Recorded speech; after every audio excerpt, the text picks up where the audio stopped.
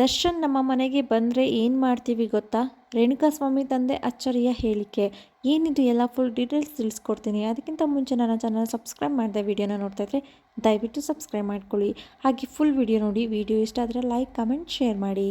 ಈಗಾಗಲೇ ಎಲ್ರಿಗೂ ತಿಳಿದಿರೋ ಹಾಗೆ ಚಿತ್ರದುರ್ಗದಿಂದ ರೇಣುಕಾಸ್ವಾಮಿ ಎಂಬ ವ್ಯಕ್ತಿನ ಬೆಂಗಳೂರಿಗೆ ಕರೆತಂದು ಕೊಲೆನ ಮಾಡಲಾಗಿದೆ. ದರ್ಶನ್ ಅವರ ಮತ್ತು ಅವರ ಗ್ಯಾಂಗ್ ಯಾಕೆ ಏನಕ್ಕೆ ಕೊಲೆ ಮಾಡಿದ್ರು, ಕಾರಣ ಏನು ಅಂತ ಅಂದರೆ ಪವಿತ್ರ ಗೌಡ ಅನ್ನೋರಿಗೆ ಅಶ್ಲೀಲವಾದಂಥ ಮೆಸೇಜನ್ನು ಮಾಡ್ತಾ ಇರ್ತಾರೆ.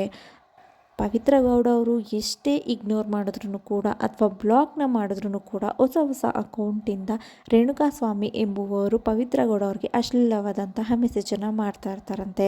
ಸೊ ಸ್ಟಾರ್ಟಿಂಗಲ್ಲಿ ಇದನ್ನು ಯಾರ ಹತ್ರನೂ ಹಂಚ್ಕೊಂಡಿರೋಲ್ಲ. ಎಲ್ಲಿ ಮಿತಿ ಮೀರಿ ರೇಣುಕಾಸ್ವಾಮಿ ಅವರು ಅಶ್ಲೀಲವಾದಂಥ ಮೆಸೇಜನ್ನು ಮಾಡ್ತಾರೆ ಅದನ್ನು ದರ್ಶನ್ ಅವ್ರ ಜೊತೆ ಹಂಚ್ಕೋತಾರೆ. ಅದಾದ ಬಳಿಕ ಈ ಕೊಲೆ ಆಗುತ್ತೆ. ಸೊ ಕೊಲೆಯಾದಾಗ ದರ್ಶನ್ ಅವರು ಅಲ್ಲಿ ಇದ್ರಾ ಇಲ್ವಾ ಅನ್ನೋದು ಇನ್ನೂ ತಿಳಿದಿಲ್ಲ. ಕಾನೂನು ಏನು ತೀರ್ಪು ಕೊಡುತ್ತೆ ಅದನ್ನು ಕಾದು ನೋಡಬೇಕಾಗಿದೆ. ಸದ್ಯಕ್ಕೆ ಇವಾಗ ದರ್ಶನ್ ಅವರು ಮತ್ತು ಅವರ ಗ್ಯಾಂಗ್ ಪರಪ್ಪನ ಅಗ್ರಹಾರ ಜೈಲಿನಲ್ಲಿದ್ದಾರೆ. ಸ್ವಲ್ಪ ಜನ ತುಮಕೂರು ಜೈಲಿನಲ್ಲಿ ಇದ್ದಾರೆ. ಹಾಗೆಯೇ ದರ್ಶನ್ ಮತ್ತು ಇನ್ನು ಕೆಲವರು ಪರಪ್ಪನ ಅಗ್ರಹಾರ ಜೈಲಿನಲ್ಲಿದ್ದಾರೆ. ಐಫೈ ಲೈಫ್ನ ನೋಡಿದಂತಹ ದರ್ಶನ್ ಅವರು ಇವಾಗ ಪರಪ್ಪನ ಅಗ್ರಹಾರ ಜೈಲಿನಲ್ಲಿದ್ದಾರೆ. ಜೈಲಿನಲ್ಲಿ ಎಲ್ಲ ಕೈದಿಗಳಿಗೂ ಏನು ಊಟ ಸಿಗುತ್ತೋ ಹಾಗೆಯೇ ಏನೆಲ್ಲ ವ್ಯವಸ್ಥೆ ಇದೆ ಅದೇ ಕೂಡ ದರ್ಶನ್ ಅವ್ರಿಗೆ ಸಿಗ್ತಾ ಇದೆ. ದರ್ಶನ್ ಅವ್ರಿಗೆ ಜೈಲು ಊಟ ಇಷ್ಟ ಆಗ್ತಾ ಇಲ್ವಂತೆ. ಜೈಲು ಊಟದಿಂದ ಅತಿಸಾರವೂ ಕೂಡ ಆಗ್ತಾ ಇದೆಯಂತೆ.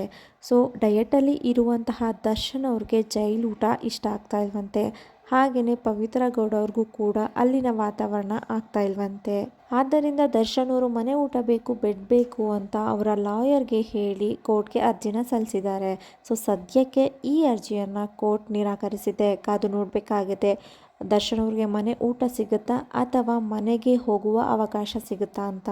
ಹಾಗೆಯೇ ದರ್ಶನ್ ಅವರು ಕೊಲೆ ಮಾಡಿದ್ದಾರೆ ಅಂತ ತಿಳಿದ ತಕ್ಷಣ ಯಾರು ಕೂಡ ನಟ ನಟಿಯರಾಗಿರ್ಬೋದು ಅಥವಾ ರಾಜಕಾರಣಿಗಳು ಈ ವಿಷಯದ ಬಗ್ಗೆ ಸ್ಟಾರ್ಟಿಂಗ್ ಮಾತಾಡ್ತಾ ಇರಲಿಲ್ಲ. ಸೊ ಸ್ವಲ್ಪ ದಿನ ಕಳೆದ ನಂತರ ಅವರ ಫ್ಯಾಮಿಲಿ ಆಗಿರ್ಬೋದು, ಪತ್ನಿ ವಿಜಯಲಕ್ಷ್ಮಿ, ಸಹೋದರ, ಅವರ ತಾಯಿ, ಮಗ ಎಲ್ಲರೂ ಕೂಡ ಜೈಲಿಗೆ ಹೋಗಿ ಅವ್ರನ್ನ ಮಾತಾಡ್ಸ್ಕೊಬರ್ತಾರೆ. ಅದಾದ ನಂತರ ಅವರ ಸ್ನೇಹಿತರು ಹಾಗೆ ಸಹ ನಟ ನಟಿಯರು ಕೂಡ ಒಬ್ಬೊಬ್ಬರೇ ಹೋಗಿ ಅವ್ರನ್ನ ಮಾತಾಡ್ಸ್ಕೊಂಡು ಬರ್ತಾರೆ. ಮೊದಲ ಬಾರಿಗೆ ಯಾರು ಕೂಡ ಈ ವಿಷಯದ ಬಗ್ಗೆ ಚರ್ಚೆ ಮಾಡ್ತಿರ್ಲಿಲ್ಲ. ದರ್ಶನ್ ಅವರ ವಿಷಯದ ಬಗ್ಗೆ ಕೇಳಿದ ತಕ್ಷಣ ಅಲ್ಲಿಂದ ಹೊರಟ್ಬಿಡ್ತಾ ಇದ್ರು.